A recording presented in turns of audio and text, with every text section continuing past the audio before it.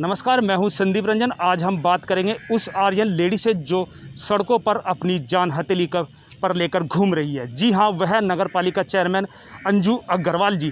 क्यों वह अपनी जान हथेली पर लेकर लोगों की जान बचाने पर लगी हुई है, उनसे हम आज इस बारे में जानेंगे। जी मैम, बताइए, आप अपनी जान हथेली पर लेकर लोगों की जान बचाने पर लगी हुई है, क्यों, क्या कारण है इस तरह? सबसे पहले तो मैं ये कहूँगी, ये जान मेरी नहीं है, ये ईश्वर की दी हुई ज़िंदगी है और जनता के लिए समर्पित हूँ। जो जनता, जो नगरवासी आज भयंकर संकट से गुजर रहे हैं, आप देखिए किस तरह से कैजुअल्टीज़ हो रही हैं, किस तरह से तड़फ रहे हैं लोग, कंधा देने के लिए भी आदमी नहीं है। तो क्या हमारा कुछ कर्तव्य नहीं है? हमारा कर्तव्य है, हम अपनी जान की क्यों क्या परवाह करें? जो जान हमारी नहीं है, ये तो उद्धार की जान है, ईश्वर ने दी है, उन्हीं को समर्पित है, पूरी जनता के लिए समर्पित है। मैं जनता के दुख को, जो उनको इतना बड़ी उनके ऊपर आपदा आई है, वो समझिए मेरे ऊपर आई है। वो कष्ट, जनता का कष्ट मेरा कष्ट है। लगातार आप सैनिटाइज कर रही हैं, तो क्या उद्देश्य रहता है कि आप किस समय घर से निकलती है, कैसे रात को जाती है, परिवार में कैसे रहती है? देखिए, कोई समय नहीं है, किसी भी समय मैं निकल जाती हूँ। और पूरी नगर पालिका की टीम, देखिए हमारे डॉक्टर साहब खड़े हैं, शुगर के पेशेंट हैं, किस तरह से पसीने इनको आ रहे हैं। कोई अपनी जान की चिंता नहीं है, सब लगे हुए हैं, अधिकारी हैं, कर्मचारी हैं। लेकिन हाँ, कुछ हैं इस तरह के, क्या उनको मैं वर्ड कहूँ, मैं तो ये कहती हूँ कि ऐसे समय में भी उन्हें जनहित की कोई चिंता नहीं है। वो घर में पड़े हुए हैं, उन्हें पता ही नहीं है घर में कितने वार्ड हैं, क्या है, क्या काम होना है, कहाँ सैनिटाइज होना है, कहाँ फॉगिंग होना है, कहाँ एंटी लार्वा, मतलब कुछ नहीं पता, उन्हें कोई सरोकार नहीं है। मैं ऐसे आदमियों को एक भाप का इंजन बताना चाहूँगी।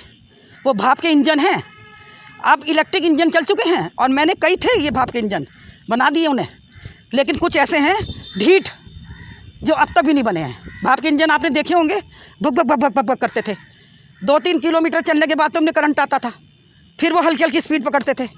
अब वो नहीं चलेंगे, भाप के इंजन बंद हो चुके हैं। अब इलेक्ट्रिक का ज़माना है, हाईटेक का ज़माना है।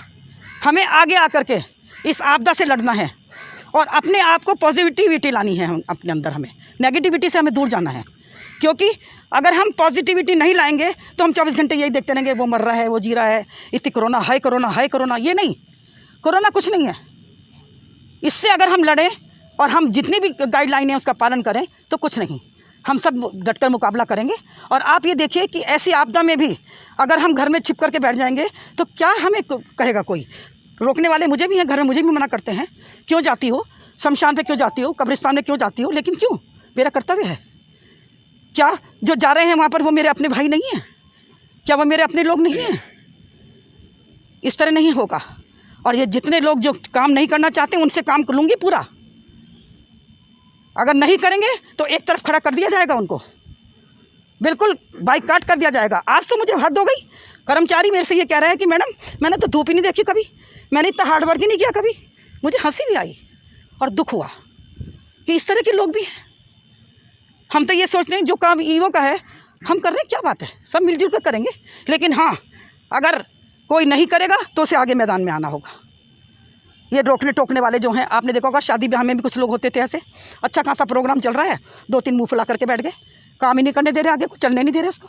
तो इस तरह की हमारी नगर पालिका में भी हैं कुछ इस तरह के लोग, जो बस रुकावटें डालते हैं, बाधाएँ डालते हैं, न करते हैं न करने देते हैं। मैं उन्हें सचेत करना चाहती हूँ, या तो सावधान हो जाएँ, नहीं तो मेरी कलम जो मुझे जनता ने दी है, मैं उसका उपयोग करना जानती हूँ, उसका उपयोग करने में मैं मजबूर हो जाऊंगी। एक बात भी आपसे पूछूंगी, जैसे कि भारतीय जनता पार्टी की सरकार है, अभी भारतीय जनता पार्टी से बड़े बड़े नेता एवं कार्यकर्ता घरों में डूबके हुए बैठे, आप के लिए ऐसी लेडी है जो सड़कों पर है, क्या कारण है, क्यों वे लोग घरों से बाहर नहीं? देखिए, ऐसा है, मैं कुछ नहीं, मैं तो अपना कर्तव्य समझ के कर रही हूँ। कौन क्या कर रहा है, क्या नहीं कर रहा है, कौन घर में बैठा है, बैठा रहे। लेकिन हाँ, अगर मेरी नगर पालिका के लोग इस तरह करेंगे, घर में बैठेंगे, उन्हें मैं बैठने नहीं दूंगी। मुझे किसी और से कोई सरोकार नहीं है। मुझे तो जो कार्य करना है मैं करूंगी और मुस्तैदी के साथ करूंगी। आप देखिए किस तरह से तलीझाड़ नाले साफ़ हो रहे हैं, हर चीज़ में बाधाएं, हर चीज़ में रुकावटें, ये नहीं चलेगा। अब कलम में बहुत ताकत है, मैंने अब तक इस्तेमाल नहीं करी है। 1 मिनट लगता है एक साइन करके, एक साइन करने में 1 मिनट लगता है, कुछ देर नहीं लगती है, समझ गए आप? तो मैं आपके माध्यम से इतना ही कहना चाहती हूँ कि जितने लोग घर में दुपक के बैठे हैं, बाहर आएँ, जनता के दर्द को समझें, कोरोना से लड़ें।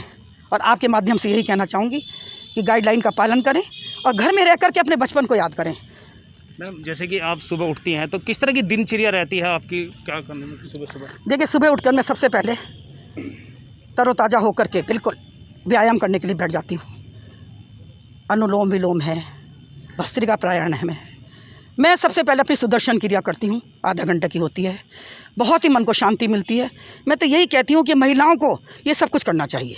उसके बाद पूजा, नहाने के बाद पूजा करके फिर मैं अपनी दिनचर्या में लग जाती हूँ। जो मैंने अपने निर्देश दिए हुए हैं, जो नगर पालिका के अधिकारियों कर्मचारियों को, वो सब पहुँच जाते हैं उसी टाइम पर और फिर मैं भी निकल जाती हूँ। इस तरह से मेरी दिनचर्या रहती है। खाने का वक्त मिला तो खाना खा लिया, नहीं मिला तो कोई बात नहीं है। गन्ने का जूस पी लिया, त्यागी जी को बहुत शौक है, वो गन्ने का जूस पिलवा देते हैं जगह जगह रोक करके, उससे भी पेट भर जाता है। ऐसा नहीं है कि खाना नहीं मिला तो खाने के लिए हम भागें पहले, ऐसा कुछ नहीं है।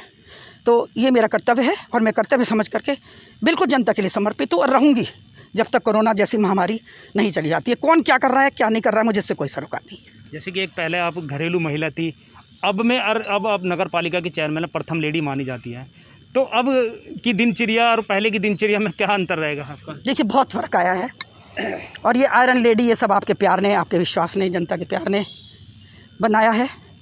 पहले मैं कभी घर से बाहर भी नहीं निकलती थी, क्योंकि ऐसे परिवार में आए थे जहाँ घूंघट पल्ले, सिर पर पल्ला रहता था, जाते नहीं थे बाहर।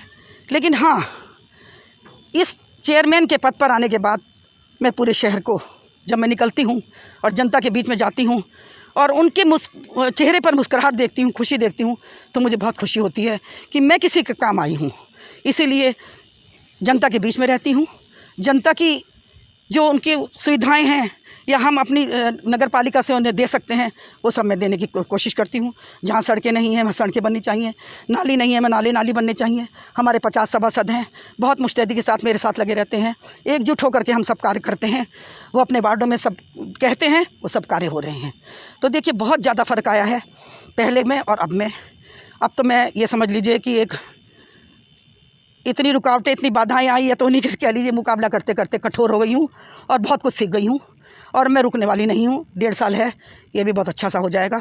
उसके बाद जयराम जी की, ईश्वर ने चुना था, ईश्वर को ही समर्पित हो जाऊँगी। लगातार आपके कुछ विपक्षी लोग भी हैं, आप पर दबाव बनाते हैं, तो किस तरह का दबाव है, तो उन्हें क्या संदेश देना चाहेंगी आप? देखिए कोई विपक्ष नहीं है, सब मिलजुल कर कार्य कर रहे हैं। मैं ये संदेश देना चाहूँगी, ऐसी महामारी में हम सब लोग आगे आएँ, सब मिलजुल कर कार्य करें। कोई ये नहीं भेदभाव कुछ नहीं होना चाहिए, हिंदू मुस्लिम सिख ईसाई या बीजेपी या कांग्रेस, ये कुछ नहीं है। हमें सबको मिलजुल कर कार्य करना चाहिए, क्योंकि ऐसे समय में, ऐसी महामारी में भी अगर हम भेदभाव करेंगे तो कुछ फ़ायदा नहीं है। हम सबको मिलजुल कर कार्य करना है। लगातार आप शमशान में और कब्रिस्तान में जाए तो क्या मंजर देखने को मिल रहा है, किस तरह का मंजर है इस समय? देखिए बड़ा खौफनाक मंजर है। जा कर के जब मैं शहर वाले नदी के पास शमशान में गई, कितनी ही लाशें जल रही थी, कितनी डेड बॉडीज़ अलग पड़ी हुई थी, कितनी गाड़ियों के अंदर थी। थोड़ी दूर अंदर जाने के बाद दिल थोड़ा दहल सा गया, ज़्यादा देर रुका मुझसे नहीं गया, मैं वापस बाहर निकल आई।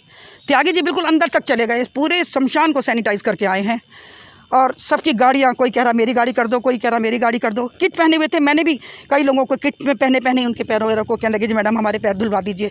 सबको अंदर शमशान में मैंने भी किया है। लेकिन देखिए डर नहीं लगता है, क्योंकि ईश्वर की दी हुई ज़िंदगी है। क्या डरें, किससे डरें? वो भी तो इंसान ही है। जो वहाँ गए हैं वो भी तो इंसान है, एक दिन हमें भी जाना है वहाँ, क्यों डरें? कोरोना क्या है? कुछ नहीं है। कोरोना से बिना मतलब में हमें डरना नहीं चाहिए, डट कर मुकाबला करना चाहिए। और ये कुछ नहीं है कि शमशान में ना जाएं या वहाँ ना जाएं। मैं जा रही हूँ, मेरा कर्तव्य है।